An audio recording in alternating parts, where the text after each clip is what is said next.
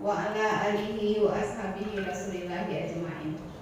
Puji syukur kita ucapkan kehadiran Allah Subhanahu wa taala yang mana berkat rahmat dan karunia dari beliau sehingga kita dapat melaksanakan sosialisasi program guru penggerak angkatan 4 Kabupaten Pesisir Selatan Provinsi Sumatera Barat tentang pengimbasan pemikiran Ki Hajar Dewantara dan budaya positif di lingkungan sekolah.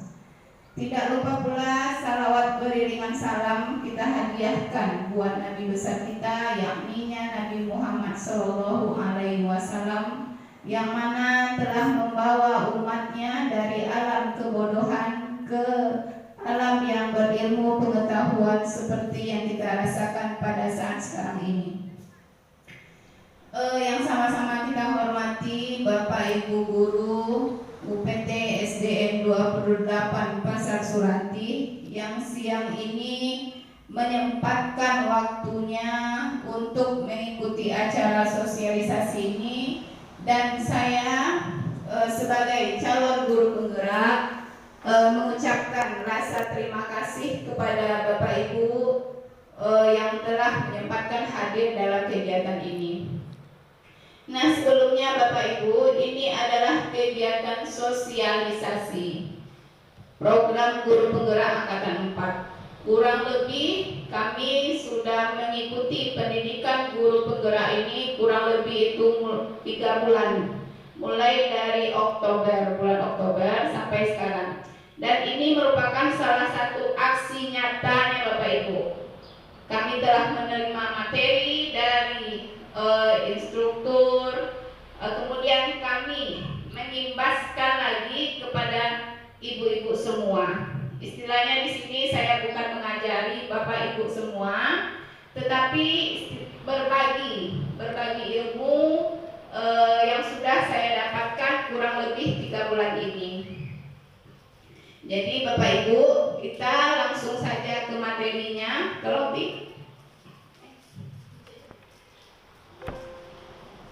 ya, refleksi filosofi pendidikan Ki Hajar Dewantara. Nah, itu modul dari Bapak Simon P. Rafael. Dasar-dasar pendidikan Ki Hajar Dewantara. Nah, menurut Ki Hajar Dewantara, Bapak Ibu, pendidikan itu sifatnya menuntun. Nah, apa pula menuntun itu maksudnya? Dan maksud kodrat yang ada pada anak sebagai manusia maupun anggota masyarakat. Nah, Bapak Ibu, anak kita, anak didik kita itu unik, ya. Mereka memiliki kodratnya masing-masing. Kodrat ini Bapak Ibu ada 2 macam. Ada kodrat alam dan ada kodrat zaman. Nah, kodrat alam Bapak Ibu itu yang ada pada diri anak didik kita. Nah, anak didik kita ini memiliki kodratnya masing-masing. Jadi kita sebagai pendidik sesuaikanlah memberi motivasi kepada anak didik kita sesuai dengan kodratnya. Kemudian kodrat zaman. Zaman ini makin lama Bapak Ibu dia makin berubah. Ya, tidak mungkin selamanya kita dulu sekolah seperti ini. Sekarang tidak mungkin lagi, kita tidak akan bertemu hal-hal yang demikian. Nah, kita harus mengikuti perkembangan zaman. Itu makanya dikatakan dengan kodrat zaman.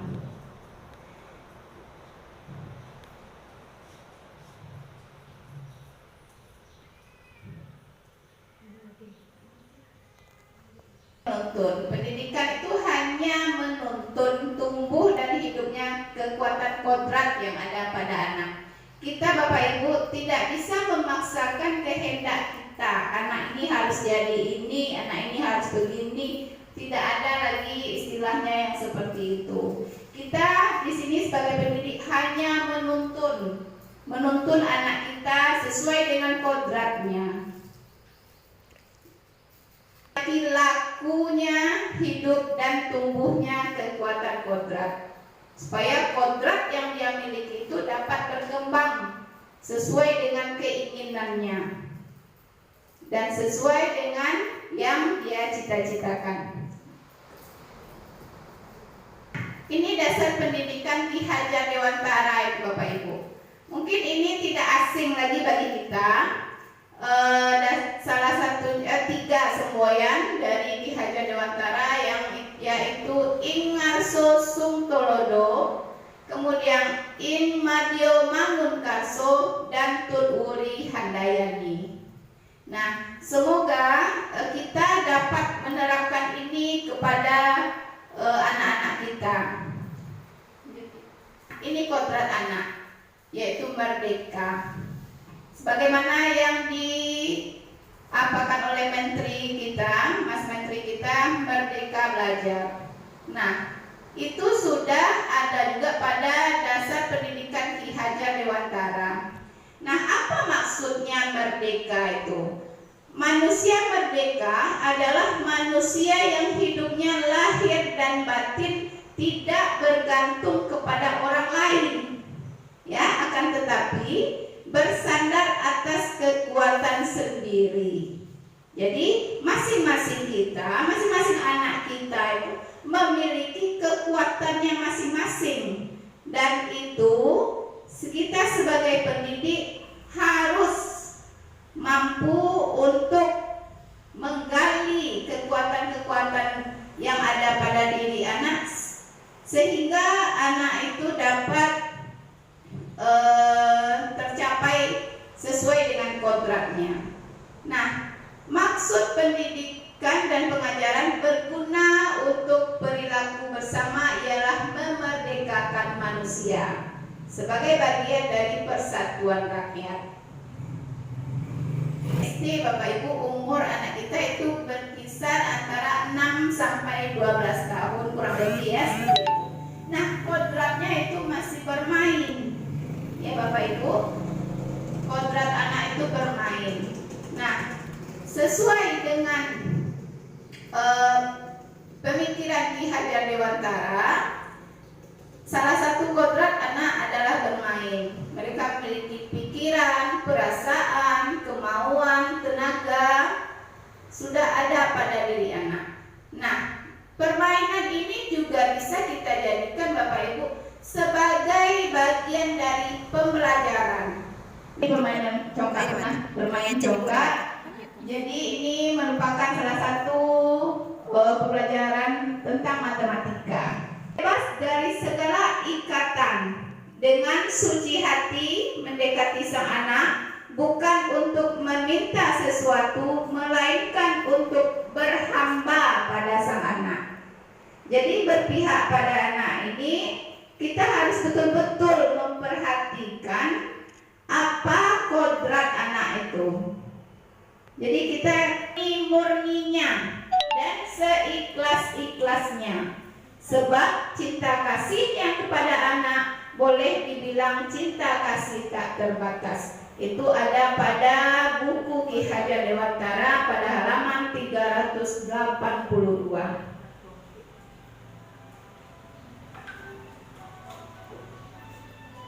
Nah, ini cerita ya yang ada di dalam buku Ki Hajar Dewantara tentang anak beliau yang bernama Asti. Jadi foto keluarga Ki Hajar Dewantara yang di lingkar merah itu adalah Ni Asti yang merupakan anak dari Ki Hajar Dewantara.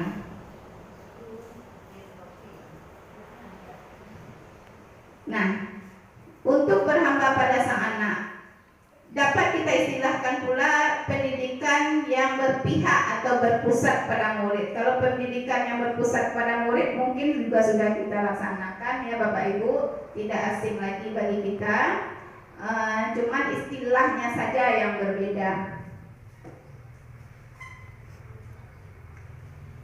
Nah, ini dia. Anak itu bukan tabula rasa, ya Bapak Ibu. Anak bukan kertas kosong yang bisa digambar sesuai keinginan orang dewasa.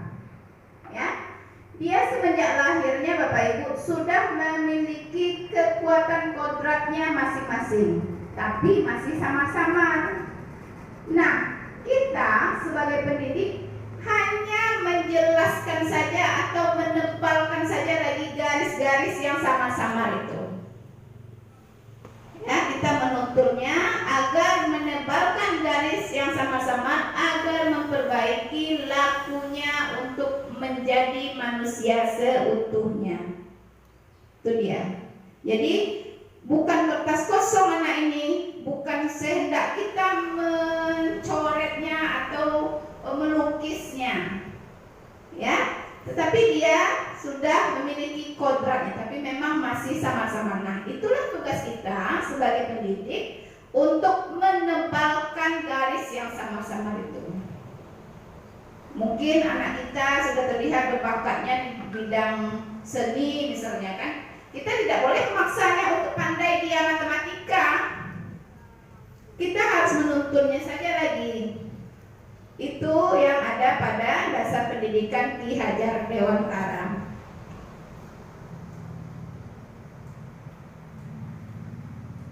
Kultural atau budaya sesuai dengan budaya kita. Nah, budi pekerti.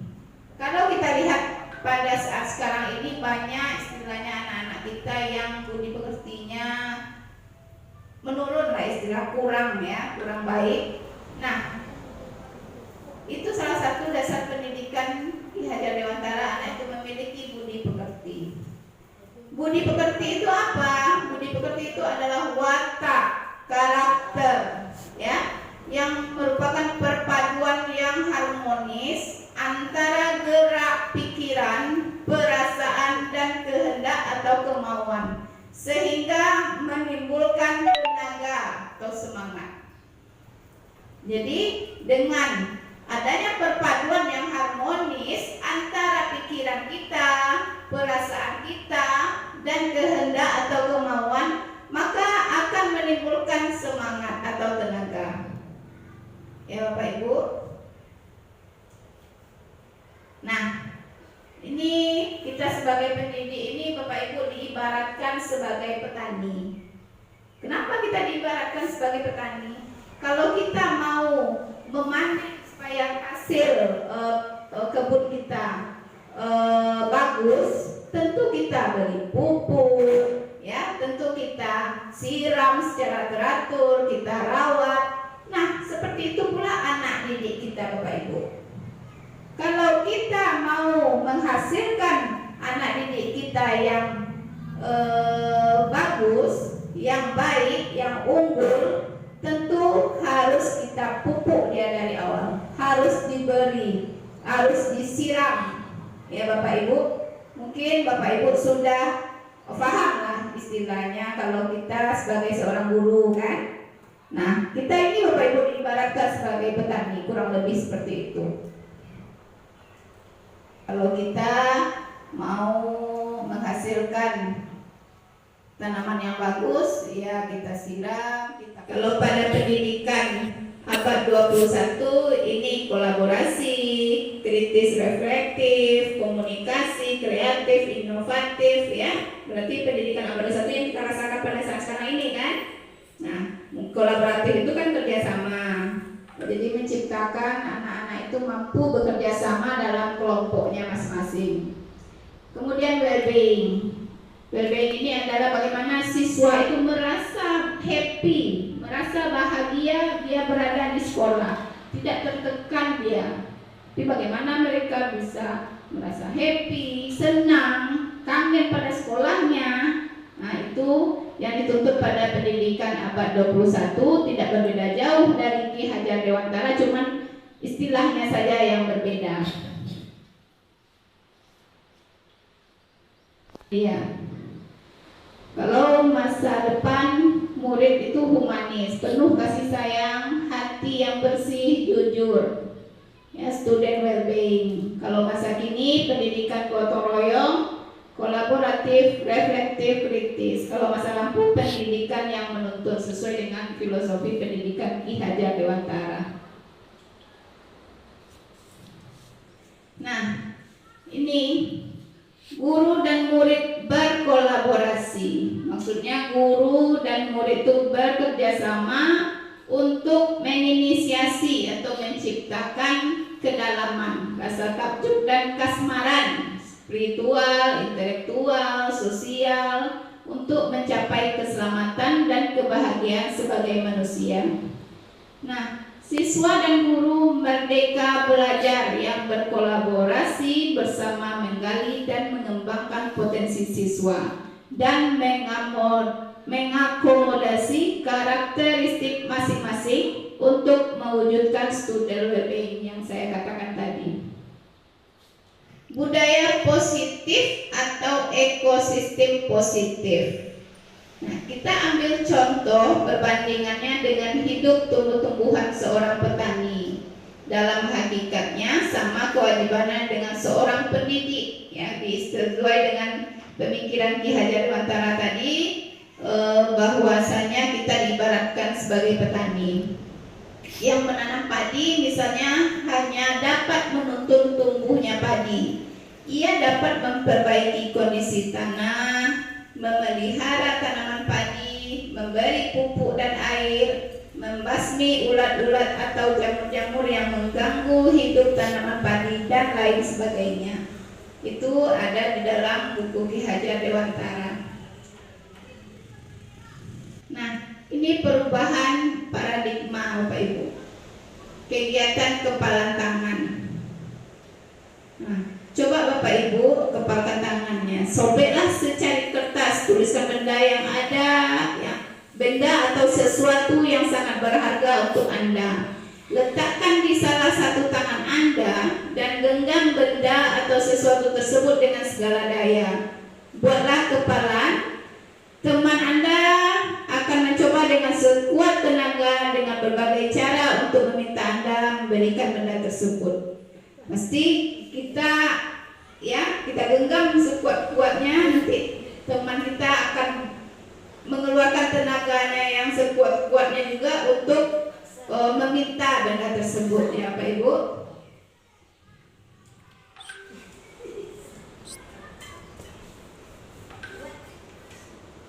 Nah, ini ada beberapa teori tentang perubahan paradigma itu. Yang pertama adalah teori kontrol atau ilusi kontrol. Nah, ini bagaimana cara kita mengontrol murid kita, ya?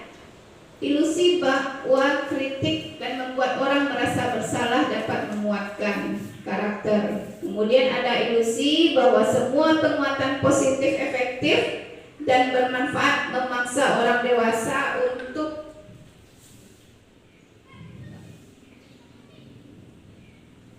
ini dia. Bisakah kita mengontrol seseorang? Kira-kira bisa tidak Bapak Ibu kita mengontrol seseorang? Pikir menang-menang. Nah, disiplin salah satu budaya positif yang perlu kita terapkan di sekolah kita. Nah, apa maksudnya disiplin itu Bapak Ibu? Nah, disiplin dalam bahasa Latin itu disciplina, yang artinya belajar. Makna dari kata ini berkonotasi dengan disiplin dari murid-murid. Disiplin diri membuat orang menggali potensinya menuju sebuah tujuan apa yang dia hargai. Jadi orang disiplin Bapak Ibu, kemungkinan besar dia memiliki, ya, akan mencapai tujuan yang ingin dia capai. Sangat baik sekali kita terapkan di sekolah kita. Motivasi Bapak Ibu. Motivasi itu ada dari internal dan ada motivasi eksternal. Kalau motivasi internal itu berasal dari dalam Bapak Ibu. Kalau motivasi eksternal itu berasal dari luar. Nah, untuk menghindari yang pertama kita bacakan dulu. Untuk menghindari ketidaknyamanan atau hukuman. Nah, apa yang akan terjadi apabila saya tidak melakukannya? Nah, itu merupakan salah satu motivasi eksternal Bapak Ibu. Misalnya anak kita kita akan masuk jam 7.15. Kalau dia tidak melakukan hal tersebut, tidak sesuai dengan aturan yang sudah kita buat, maka dia akan bertanya, apa yang akan terjadi apabila saya tidak melakukannya. Itu juga motivasi eksternal, ya Bapak Ibu. Nah, kemudian ada motivasi internal, untuk menghargai diri sendiri, menjadi insan sesuai dengan harapan kita. Saya akan menjadi orang yang seperti apa bila saya melakukannya. Nah, kita melakukan hal ini contohnya, akan jadi apa saya nantinya kalau seandainya saya melakukan hal ini. Itu kan dari dalam diri kita. Makanya itu disebut dengan motivasi internal. Untuk menciptakan budaya positif itu Bapak Ibu, banyak tahapannya. Tidak bisa langsung kita menciptakan budaya positif itu dulu. Berasal dari peraturan kelas dulu. Jadi masing-masing kelas itu tentu ada peraturannya sesuai dengan kesepakatan antara guru kelasnya dengan murid-muridnya. Nah, itu yang kita bentuk dulu Bapak Ibu. Tidak bisa kita langsung ke budaya positif, membudaya dia tidak bisa. Kita harus step by step. Ya Bapak Ibu, kita buat peraturan kelas dengan siswa kita dulu, kemudian akan terbentuk nantinya keyakinan kelas. Kemudian keyakinan kelas ini nanti kita laksanakan secara bersama, maka akan menciptakan lingkungan yang positif. Kalau lingkungan positif sudah tercipta, baru budaya positif itu akan membudaya pada diri peserta didik kita maupun diri kita sebagai pendidik. Langsung tidak mudah ya Bapak Ibu untuk menciptakan budaya positif ini di sekolah ini. Harus pelan-pelan, step by step. Dan penghargaan. Mengapa tidak peraturan saja? Mengapa harus keyakinan kelas? Ya Bapak Ibu, mengapa tidak peraturan saja? Mengapa harus keyakinan kelas? Kalau keyakinan kelas itu istilahnya lebih dalam istilahnya itu. Kalau peraturan kelas, kalau dia tidak melakukan peraturan itu, dia akan dapat sanksi. Kan kurang apa itu kan? Makanya harus keyakinan kelas. Keyakinan kelas itu kan sesuai dengan kesepakatan kita. Tidak guru saja yang membuatnya kan. Kita bersama murid kita, kira-kira apa keyakinan kelas kita. Kita minta anak murid kita apa-apa saja keyakinan kelas kita yang akan kita terapkan. Nah, untuk mendukung motivasi intrinsik, kembali ke nilai-nilai atau keyakinan-keyakinan lebih menggerakkan seseorang dibandingkan mengikuti serangkaian peraturan-peraturan. Nah, berarti keyakinan ini nilai-nilai yang diterapkannya. Ya Bapak Ibu, kuat pada nilai-nilai. Berbeda dengan peraturan. Peraturan itu merupakan serangkaian peraturan-peraturan. Jadi makanya itu dikatakan tadi, mengapa harus keyakinan kelas, mengapa tidak peraturan saja. Nah, itu dia. Kalau keyakinan kelas ini dia lebih menekankan kepada nilai-nilai. Mendengarkan ya, atau sudah saya sampaikan tadi tentang keyakinan. Nah, untuk menanyakan ini, guru dapat berkata, apa nilai yang kita percaya di sekolah atau di kelas kita? Sesuai dengan kesepakatan yang sudah kita buat tadi ya dengan murid-murid kita, Bapak Ibu. Nah, nilai-nilai kebajikan atau keyakinan apa yang telah kita sepakati? Kelas yang ideal itu